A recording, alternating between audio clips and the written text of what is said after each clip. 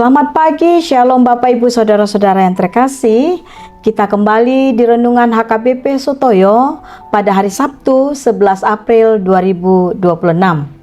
Bapak Ibu yang terkasih, dengan rasa syukur kepada Tuhan Yesus Kristus, hari ini kita dianugerahkan berkat kehidupan dan layaklah nama Tuhan kita muliakan. Marilah kita berdoa. Kasih karunia dan damai sejahtera dari Allah Bapa, Anaknya Yesus Kristus, dan dari Roh Kudus, itulah yang menyertai hati dan pikiran saudara-saudara.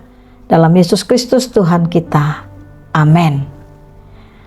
Bapak Ibu Saudara-saudara, firman Tuhan menyapa kita tertulis dalam kitab Imamat pasal yang ke-11 ayat 45. Demikian bunyinya. Sebab akulah Tuhan yang telah menuntun kamu keluar dari tanah Mesir, supaya menjadi Allahmu. Jadilah kudus, sebab aku ini kudus. Bahasa Batak, Ayau do Jahoba, naung manogihok kamu ruar sian tanah Mesir, asa au gabe de batamuna, dibaini ikon gabe akana badia dohamu, aina badia do au. Songonima sahakna. Bapak Ibu Saudara-saudara, kalau kita membaca Imamat pasal yang ke-11 ini secara keseluruhan mau mengatakan mengenai hukum makanan halal dan haram bagi bangsa Israel. Yang menjadi inti dari ayat 1 sampai ayat 47 adalah pada ayat 45 mengatakan bahwa aturan yang diuraikan yang paling utama bukanlah sekedar makanan, tetapi hubungan manusia dengan Allah. Allah menyatakan dirinya yang berdaulat dan lebih dulu berinisiatif menyelamatkan umat Israel. Allah menginginkan umat Israel menyembah Allah, dan umat milik Allah hendaknya mereka hidup sesuai dengan kehendaknya.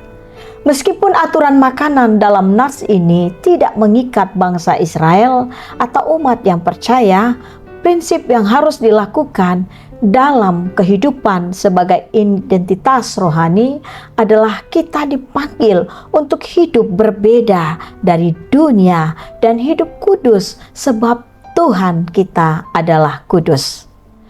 Hewan tanda kutip bersih melambangkan iman yang teratur dengan merenungkan firman-Nya dan menjauhkan diri dari jalan yang tidak diperkenankan Tuhan. Hewan yang najis adalah lambang ketidakteraturan dan kompromi dengan dunia ini. Dalam perjanjian baru diajarkan kepada umatnya dalam kitab Markus pasal yang ke-7 ayat 18 sampai 19 yang mengatakan, bukan yang masuk ke mulut yang menajiskan, tetapi yang keluar dari hati, itulah yang menajiskan. Dalam Kisah Rasul pasal yang ke-10, di mana Petrus melihat semua jenis makanan dan Tuhan berkata, apa yang dinyatakan halal oleh Allah tidak boleh engkau nyatakan haram. Demikian dalam Markus pasal yang ke-7 ayat 18 sampai 19 mengatakan bahwa makanan hanya masuk ke perut secara jasmani dan tidak masuk ke hati atau rohani. Makanan tidak menentukan kekudusan karena prosesnya akan keluar ke jamban. Hidup umat yang percaya padanya seharusnya tidak menghidupi yang najis secara rohani, yaitu kelihatannya baik, kelihatannya menolong, kelihatannya rohani, tetapi semuanya itu tidak benar dan bohong. Hidup yang tidak najis secara rohani adalah selalu hidup jujur, menjaga hati, pikiran, perasaan, dan berjalan dalam terang firman Tuhan. Karenanya Bapak Ibu Saudara-saudara yang terkasih, marilah berjalanlah di dalam terang firman Tuhan. Sesungguhnya itulah yang diinginkan Tuhan. Kita berdoa. Bapa di surga, terima kasih buat berkat kehidupan yang kami rasakan pada hari ini. Terima kasih Tuhan, kami bisa menikmati kehidupan dan kami bisa menikmati segala tanggung jawab yang akan kami kerjakan. Kami memohon tuntunan Roh Kudus yang memampukan kami Tuhan, sehingga segala tanggung jawab kami suatu hari ini, kami bisa melakukannya dengan hidup kudus di hadapan-Mu. Dan kami tetap menjaga kekudusan hati kami, pikiran kami, langkah kami Tuhan. Karena Engkau adalah Allah kami yang kudus. Tuhan Yesus, kiranya di dalam perilaku kami mampu meninggalkan hal-hal yang najis, yang tidak berkenan di hadapan-Mu. Dan kami hidup bersama dengan Engkau sesuai seturut dengan perintah-Mu. Bapa di surga, terima kasih buat jemaat Tuhan yang bersuka cita hari ini karena ulang tahun kelahiran maupun ulang tahun pernikahan. Tolong Tuhan berikan umur panjang disertai dengan kesehatan yang baik, hidup mereka menjadi kudus berkenan di hadapan-Mu. Begitu juga Tuhan, hamba memohon kehadirat-Mu bagi jemaat Tuhan yang berseru-seru minta kesembuhan kepadamu karena berbagai-bagai penyakit, baik berminggu-minggu, berbulan-bulan, bahkan bertahun-tahun. Tolong Tuhan Yesus, Engkau kuduskan hidup mereka, kuatkan mereka, sembuhkan mereka ya Tuhan, melalui pengobatan, makanan, bahkan juga Tuhan hati yang senantiasa bersyukur dan bersuka cita di dalam Engkau.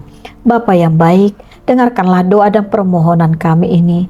Dan kiranya Tuhan Engkau meneguhkan iman jemaat-Mu yang bergumul, yang terbeban berat. Engkau yang memberikan penghiburan bagi jemaat-Mu yang berduka cita karena berbagai-bagai kesedihan. Berkatilah pemerintah kami, pemimpin kami, kota kami ini Tuhan, negara kami ini Tuhan, hingga pemimpin-pemimpin yang sudah Engkau pilih berkenan berjalan memimpin negara ini dengan hidup kudus dan sesuai dengan kehendak-Mu. Engkau yang menjaga pemimpin kami, hati mereka, pikiran mereka Tuhan. Itu juga kami masyarakat Indonesia ini. Berkati hamba-hamba Tuhan, gereja-Mu Tuhan, yang menyampaikan firman-Mu, hingga segala yang mendengar bertekuk lutut memuji-muji nama-Mu. Terima kasih Tuhan. Dalam nama anak-Mu Yesus Kristus, kami serahkan seluruh hidup jiwa raga kami. Dalam nama-Mu kami menyembah kepadamu. Amin. Anugerah Tuhan kita Yesus Kristus, kasih setia Allah Bapa, dan persekutuan dengan Roh Kudus, itulah memberkati saudara-saudara hari ini sampai selama-lamanya. Amin. Bapak Ibu saudara-saudara, bukan yang kita makan, bukan yang haram yang kita makan itu yang menjadi persoalan, tetapi apa yang tidak berkenan di hadapan Tuhan, itulah sesungguhnya yang najis. Baik itu perkataan kotor dan perbuatan-perbuatan yang tidak berkenan. Mari Bapak Ibu, hiduplah kudus dengan kata-kata dan perbuatan. Shalom.